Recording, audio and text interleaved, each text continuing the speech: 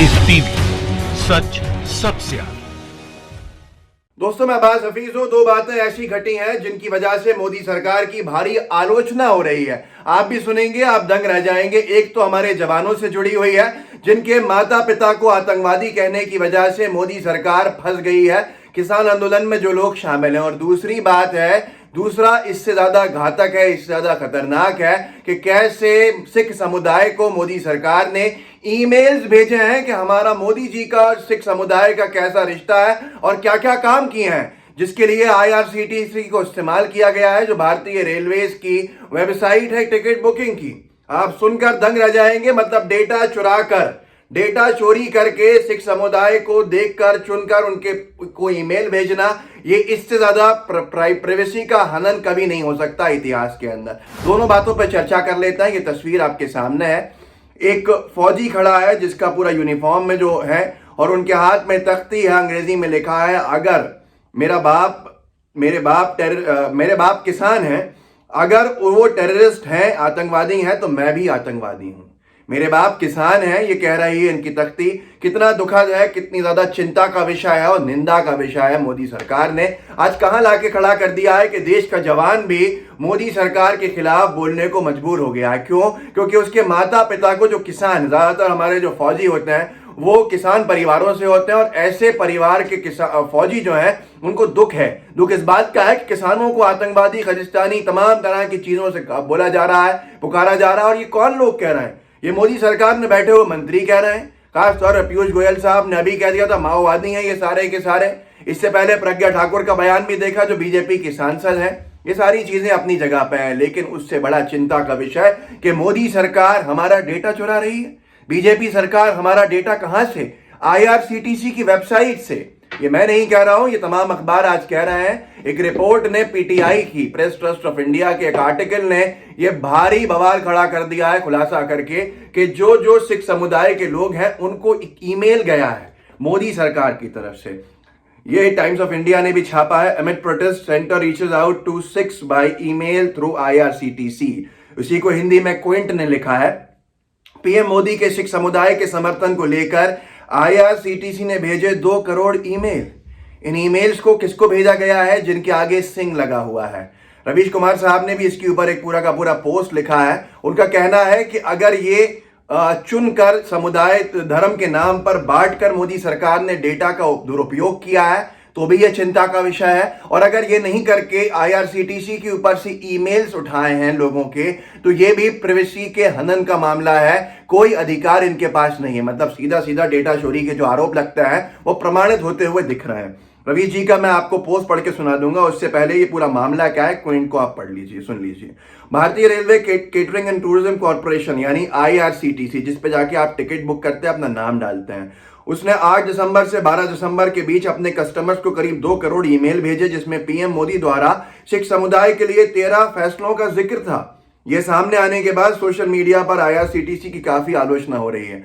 क्या आप सोच सकते हैं किसी देश की सरकार, वो भी धर्मनिरपेक्ष देश की सरकार, एक समुदाय को बांटकर और यह समझने लगे, जिन्होंने राजनीति धर्म के आधार पर बंटवारे करके की हो, उनको लगने लगा कि ये सिख समुदाय जो है हमारे खिलाफ हो रहा है, तो ये किसानों की जगह पे सिख समुदाय को संतुष्ट करने के लिए उनको ईमेल्स भेजने लगे, एक बुकलेट बना के। वो भी, उस बुकलेट की भी इसके बाद जानकारी है।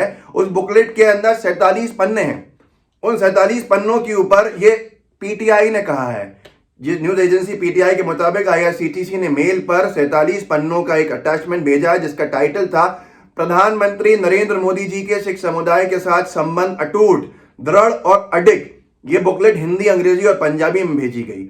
बताया जा रहा है कि ये ईमेल आईआरसीटीसी के पूरे डेटाबेस को भेजे गए। 12 दिसंबर को ये मेल आने बंद हो गए हैं।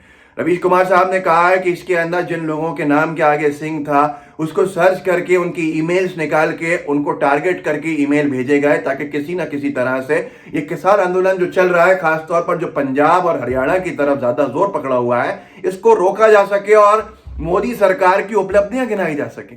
कितना दुख की बात है कि आप सोचिए, इसके अंदर लिखा है 1984 सिख दंगों के पीड़ितों को मिले न्याय, जलियांवाला बाग मेमोरियल, लंगर पर कोई टैक्स नहीं लिया इन लोगों ने, ये सारी उपलब्धियां बताई हैं।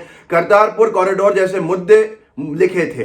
इस बुकलेट को 1 दिसंबर को गुरु नानक जयंती के मौके पर केंद्रीय मंत्री प्रकाश जावड़ेकर और हरदीप सिंह पुरी ने लॉन्च किया था। अब इसको इन्हीं दिनों के दौरान क्यों भेजा जा रहा है, ये सबसे बड़ा सवाल है। रवीश जी ने इसके ऊपर जो लेख लिखा है, पोस्ट लिखा है, वो पढ़ना भी जरूरी है, समझना भी जरूरी है। मुझे लगता है कि मुझसे ज्यादा उनकी बात आपको समझ में आएगी पूरी तरह से, क्योंकि वो जो लिख रहे हैं इसको आप बहुत ध्यान से सुनिए।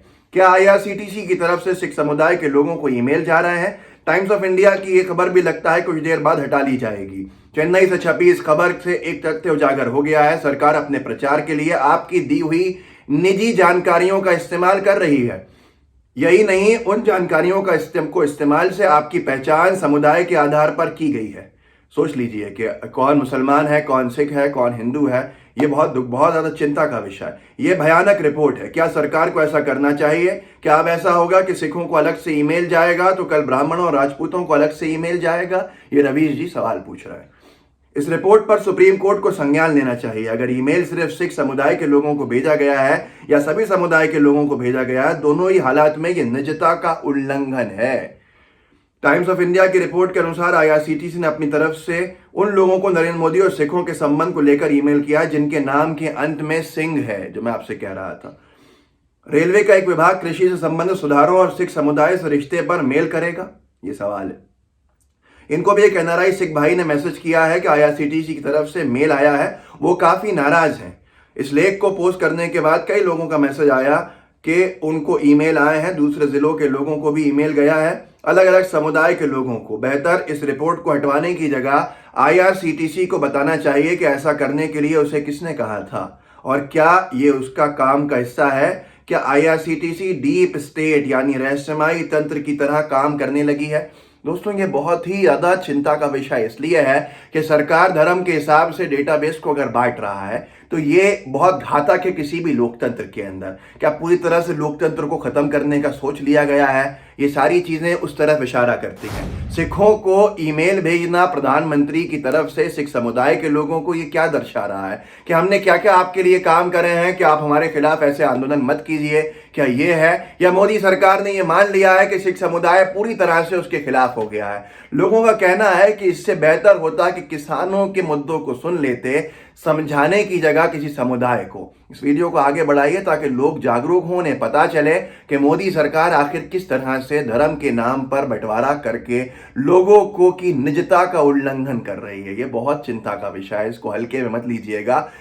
क्या आप कर रहे हैं? क्या आप किस धर्म से हैं? किस धर्म के कितने लोग कहाँ हैं? उनके मोबाइल नंबर्स क्या है? उनकी ईमेल्स क्या है? इस सारे डेटा का दुरुपयोग इतिहास में भारत के कभी नहीं किया गया जो अब हो रहा है।